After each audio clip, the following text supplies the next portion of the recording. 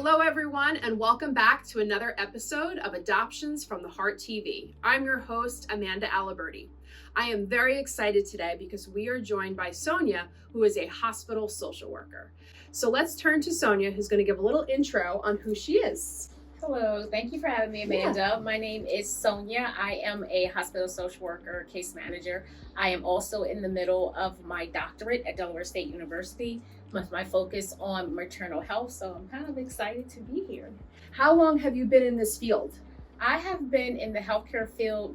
I started with the health insurance companies as a health service representative with Cigna Healthcare. I worked there for 19 years, and then I moved on to Blue Cross Blue Shield as a case manager, health service representative for 11 years, and then I moved on to the hospital system after that. So a long time. Yeah. And I'm telling my age. So. But you're only 21. Right? So how does that add up? I appreciate it. Yeah. So it's been a while. My focus has always been healthcare, maternal health, and therapeutic services.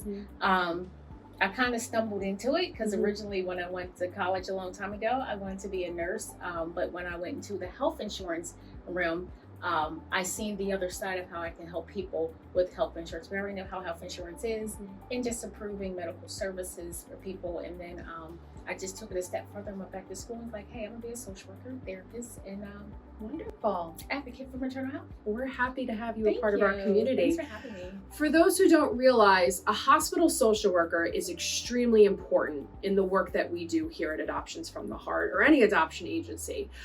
They are oftentimes the first contact with a woman or a man who is possibly considering adoption. Could have been that they were contemplating adoption during their pregnancy, may have been that they didn't know that they were pregnant, and lo and behold, they're at the hospital giving birth, and then social work is called and they come in and they sit down and they counsel them. But it's so important that our hospital social workers are there, judgment-free, really able to provide support to our clients. So Sonia, talk to us about your experience, because we've had wonderful times with you and our clients have said what great work you have done in terms of supporting our clients. So talk to us a little bit about what that experience is like when you get that page to go down and meet with a woman who just gave birth. So when we first get the page, we have to kind of assess where the patient's at and kind of meet them where they are. Is it an expecting pregnancy and this is what you plan to do all along? Or is it a surprise and I'm not quite sure what to do in my situation? The first thing we do, just do a basic introductory, make them comfortable, make sure they don't feel shame, make sure they understand it's their choice and it's okay. There's nothing to be embarrassed about. Show them empathy, care, and try to just guide them in the right direction and give them the tools that they need and understand what Adoption from the Heart has. Is it an open adoption? Is it a closed adoption? Do you need some therapeutic services to kind of get you through? What services can we do for you, for your family? There are multiple things that happen when mothers get in. The most complex one are the unexpected. And when family members are not sure you should do it, and just trying to make them understand it's for you. It's what you want, and not feel the pressure of to give up baby or not to give up baby.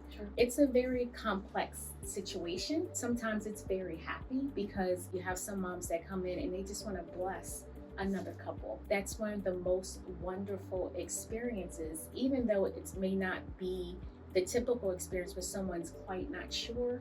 We can get it there so it can be a wonderful experience for them, so they won't feel that shame and they know this is the best place for baby to be. Sure. Can you talk to our community about the importance of women still having the ability to change their mind? So even if somebody comes to you and says, hey, you know, I just gave birth, I'm still not quite sure yet, I may want to do adoption, a family member may help out, why would you still refer them to Adoptions from the Heart for counseling and support? I would still refer them so they can the choices, so they can have the choice and make sure they understand what their choices are. And you can change your mind, right? And get the support that you need. It's just important to make sure we communicate with them often. Sometimes I go back and forth and meet with the person first time. Sometimes I go back 4 or 5 times just to see where they are now, because how you feel when you first give birth is different than how you feel a few hours later, right? Sure. Is the baby staying in the room with you? Yep. Are you bonding, right? Do you really have that strong support that you think your family is going to be there? Because you know there are situations within your home with past trauma that you may not want to bring that child in with. And it's okay if you change your mind. It is okay to go forward, and we make sure we contact Adoption from the Heart because they have those resources along with what I can provide during the weekend. They also have Adoption from the Heart, and I'll make that phone call and say, hey, this is the situation. What do you recommend? What resources can we have for them to go forward to make sure this is a right decision and also have the decision to change your mind? Sure. Can you share with our folks what it's like to make that call? You know, who calls who, even if it's like a weekend, a Saturday night, kind of what that looks like once you've met with a client and they may be contemplating other options for their child. Well, typically when I get that call, I'll meet with the patient first, and then I'll do my whole assessment, and then I'll call Adoption from the Heart and just kind of lay out the whole situations, and I'll make that phone call. Typically for moms that are really sure, I'll have them say, hey, is it okay? Is it okay for Adoption from the Heart to contact you and have a conversation? Sure. Right. And there has been a few times where they had a conversation and then I get page back saying, hey, she wants to talk to you. So we kind of tag team and we make sure we keep that open communication with Adoption from the Heart. It's very important. I love you guys' communication and how we kind of piggyback and tag team each other and have that open conversation. It's a great resource. Yeah, and the relationship that we have, agency to Sonia, is so valuable, regardless if the client chooses to move forward with adoption or not. Sometimes there's things that are shared that the other person needs to know to kind of help service the client fully. And we have that connection, we have that trust of always putting the client first, regardless of what they choose to do. Absolutely. And that's why we really value Sonia, because she's able to provide the services that we need and provide the education and the option. Because our biggest thing is education. Oftentimes people don't understand what open adoption looks like, what private adoption looks like.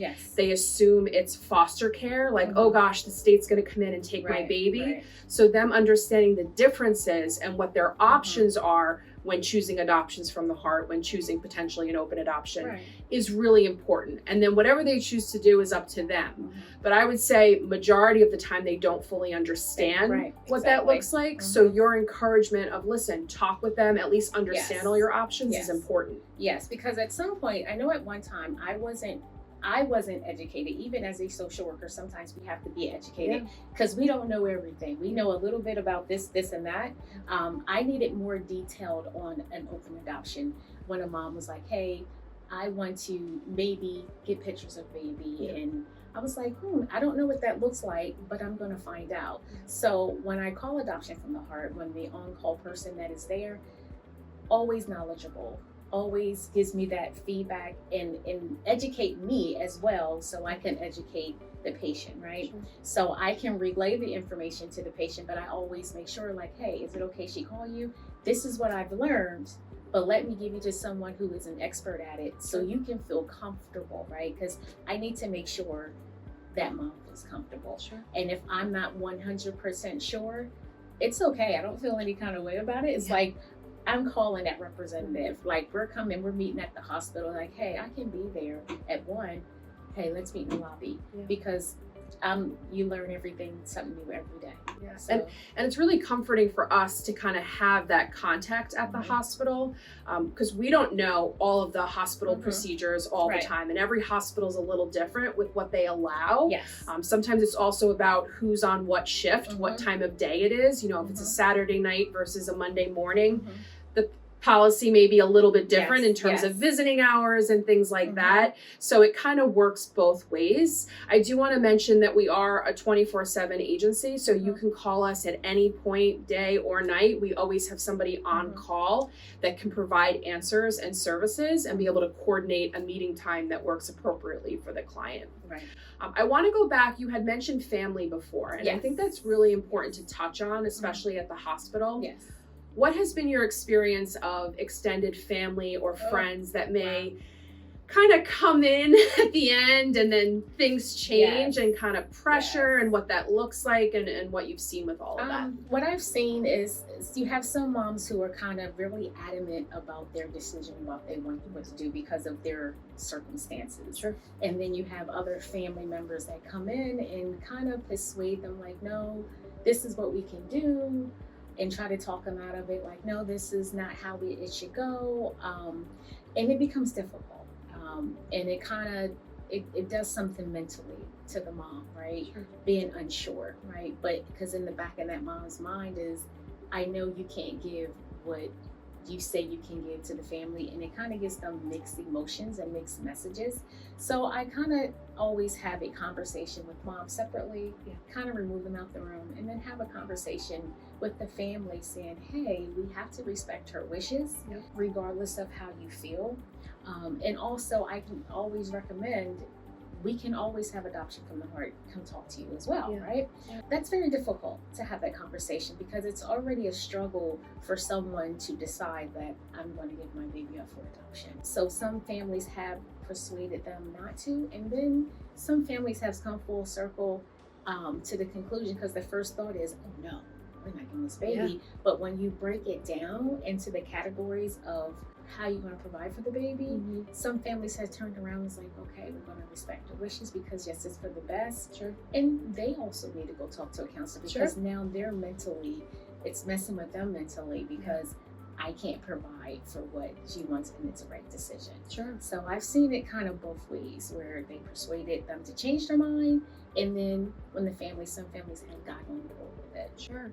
Well, and I think that goes back to the education piece too, right? So oftentimes if a woman and or birth father, if he's participating, have already been counseled and educated on what open adoption looks like and they feel like it's the right choice, when other family or friends step in, they haven't gotten that education or support quite yet. Right. So just encouraging them to learn about it. Again, don't have to support it, don't have to be on board, but at least understand a little bit more about the program and what openness can bring through future contact and things like that with the child.